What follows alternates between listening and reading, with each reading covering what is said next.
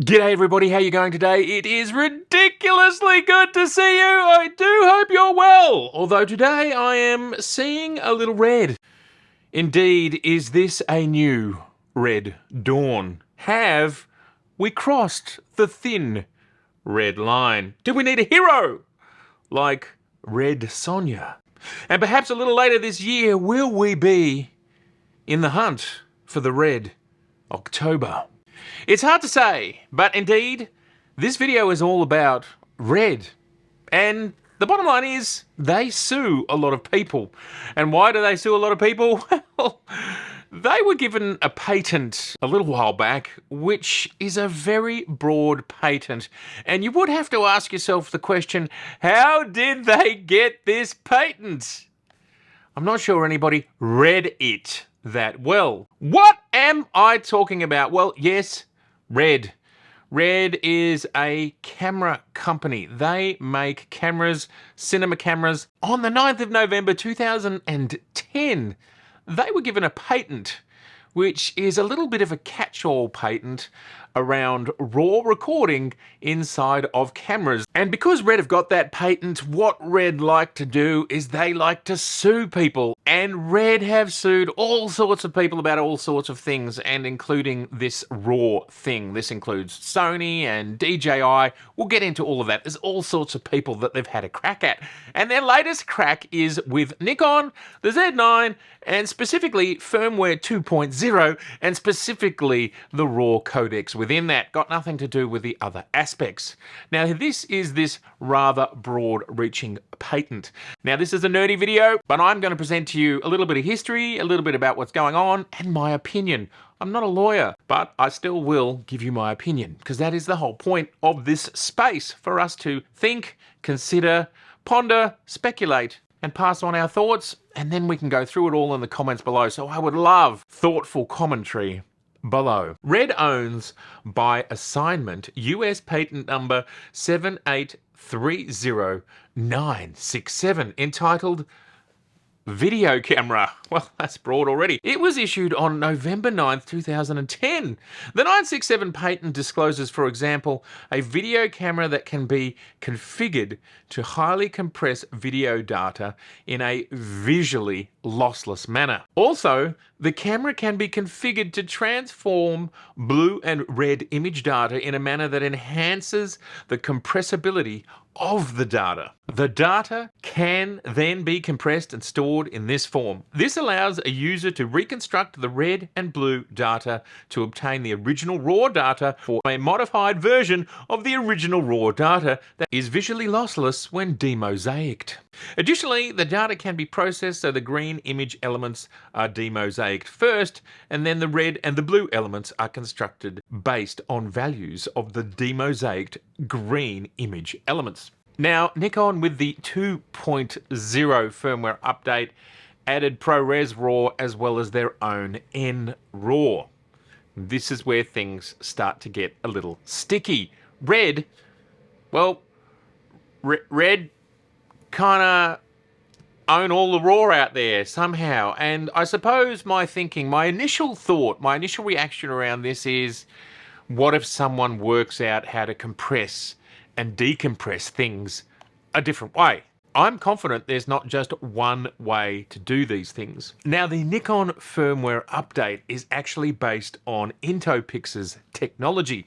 This is something that Nikon has licensed from them.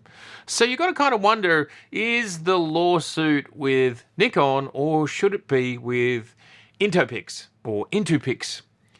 Well, I suppose probably what you could say there is Nikon is a larger company, so you will go after the larger company, and also Nikon are the people actually putting it in a camera, which is part of what the patent is all about. It needs to be in a video camera, as is the title of the patent. My first point is you can have this technology, but if you don't stick it in a camera, then it doesn't matter. Just as a little sidebar, people are suing people all the time here, so if people are a little bit like, oh my god, it's like, no, this stuff, it happens all the time. And the USA, where this lawsuit is filed and where Red are, and it's actually the only jurisdiction where this matters, which is another comment that we're going to talk about a little bit later, is, okay, so they can potentially uphold this in the US, but what happens to the rest of the world? Nothing. I really can't imagine a two-speed economy going on there with the Z9. There's kind of Z9 rest of the world and Z9 USA, and then people in the USA would just simply download the firmware the rest of the world is getting because you can. I kind of feel like this is a bit of a challenge for Red to enforce, let alone if it's enforceable, let alone if their patent is even the newest one. This statement I'm about to read was made when the Z9 came out. The new Z9 cameras offers high efficiency RAW recording up to 8K and 60 frames per second, available through firmware in 2022, preserving all the benefits of the RAW format while ensuring very low power processing and very fast transfer speed. With Tikko RAW, the full quality of the captured sensor data is preserved while reducing the bandwidth and the storage needs. It can be used for both still pictures and RAW movies. This patent technology offers high image quality and the capability to manage very high resolutions, high frame rates, and high dynamic range workflows. Tikko RAW is the world's first RAW codec that can offer compression efficiency with such low complexity. It also has the advantage of retaining this very fast format for editing, regardless of resolution and or frame rates used. Here's the thing, the IntoPix compression is also patented. For them to get a patent, what are they doing differently? And it just all starts to get messy here. Now, in this statement, IntoPix say that they've got the codec with the least amount of overhead for that, I presume, compression and decompression, just general handling of their files. Now, if that's the case, if it is that different, that says to me that there is something quite different about their codec. So what is this all about? Is it just simply about a RAW file which is compressed that appears to be lossy and it's in a camera, and so Red will have a go at anybody that does that? And again, there are more details in there, but I suspect as you start to get into the detail of how each RAW codec is created, that's where the differences might start to appear. And there are other examples of RAW codecs existing that don't seem to have been caught up in Red's lawsuits. So what is the upshot of all of this? What does it all mean? And really, what's the outcome going to be? That's what we all care about the most. Well, I'm not a lawyer, and lots of large companies have failed, including Apple, to name one. But it's not the same. Apple was using it in software, and Nikon here are using it in a camera. Apple is not a camera company. They haven't had RAW files. They haven't been doing video for a decade or two in cameras, whereas Nikon has been. They've been playing with RAW digital files for probably near on 25 years at this point in time. But this patent came in 2010. So there's some big differences between applications and the companies and so on. Just because Apple had a lawsuit with Red and lost, it doesn't have much to do with this one with Nikon, because it's actually coming from a completely different place. To reiterate, this is about cameras and it being in a camera. That was not the case with Apple. Now, besides having to continue to protect their own patent, which of course, if they don't protect it, all the people that they've stopped so far might be able to suddenly start using RAW. DJI is the most recent example. There also might be some money that they can make from this whilst protecting their patent. And that's a little bit of a maybe.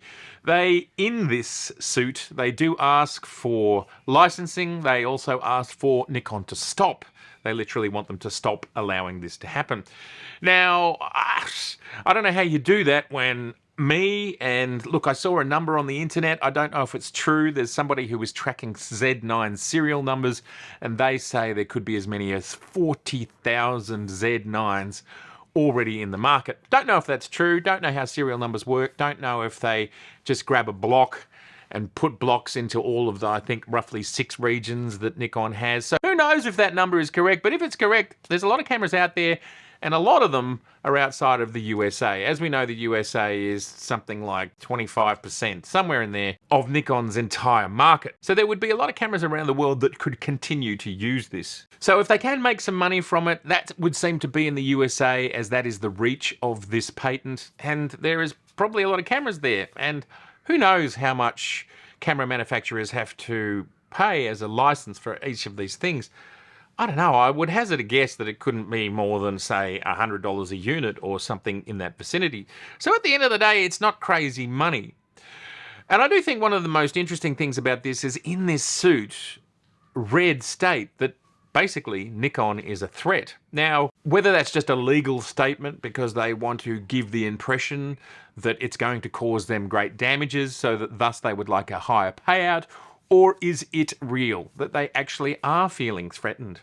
Well, we're going to look at some vision here shot on the Z9 by Nikon using the 8.3K RAW. And this shows the power of this camera. Now, I would have thought for a lot of applications, and I've never used a Red camera, this is more than anybody would ever need. The quality of this appears to me to be outstanding. So is the Z9 a threat? Well, I don't know. I've always been, as I'm in small business my entire working life, being a small business basically means you're a guerrilla operator, a guerrilla filmmaker. You're always doing things on the smallest possible budget. And so the idea of being able to shoot in 8K RAW and put together some sort of production, whether it's a production for Netflix or for cinema or internet release, it doesn't matter.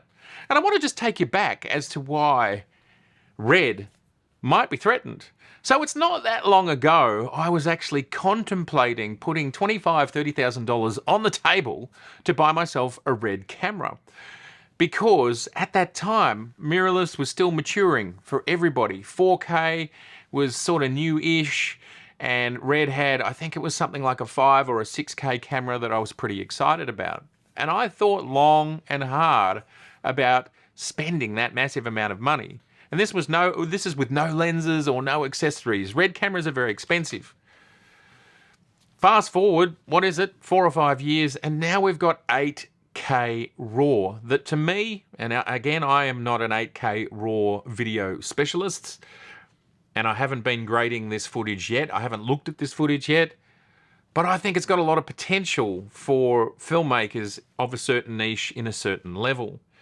Yes, a Nikon camera doesn't have all the interconnectivity and all of the accessories and all the pro stuff because Red shoots Hollywood blockbusters. So there's a lot of stuff that cameras have to do in order to talk together and to sync. The Nikon's not doing that at the moment. Everything's becoming simpler, smaller, and faster, and more Wi-Fi. And perhaps Red can see that not too much further down the road, things are going to get serious. And the other thing that's going to get serious is their patent actually ends on the 11th of the 4th, 2028. So we are talking less than 6 years away. Thus, there's a convergence of all sorts of things happening here. Red are running out of time to sort of continue to own this space.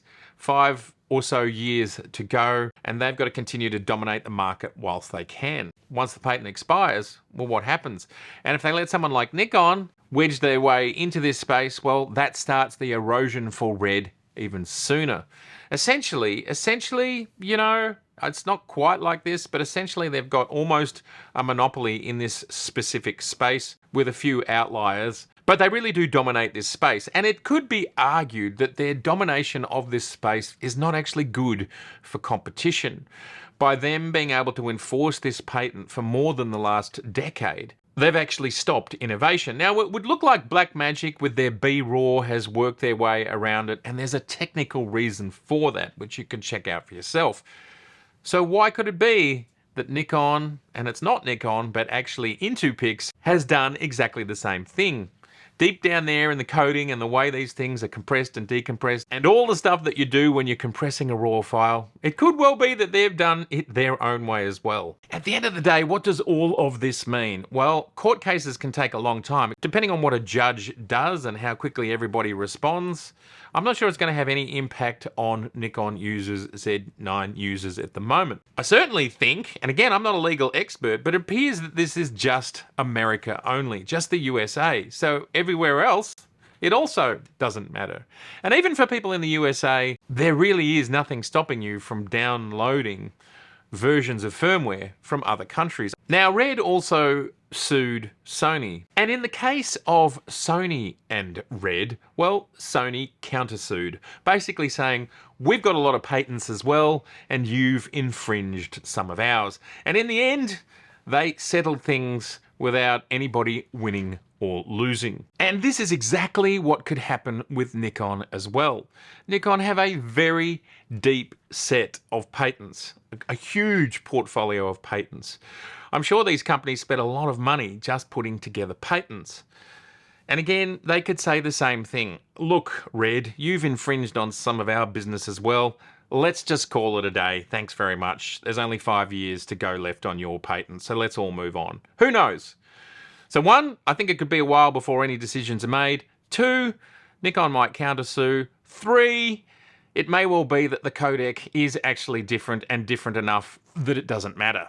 So all of these options could matter. And 4, well, it appears to be USA only, and quite frankly, for those in the USA, you could get your next firmware updates from outside of the USA.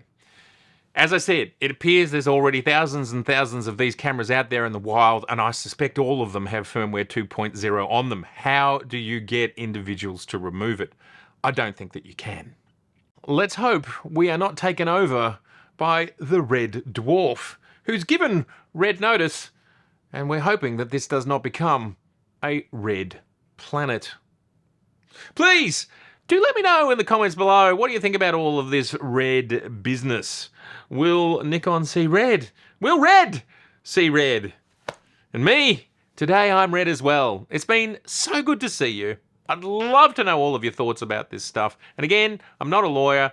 We're just chatting about it. And anyone who knows more than me, please do let me know in the comments below. I really look forward to it. If this is your first time here, I would love to see you again. So please do subscribe. Please like.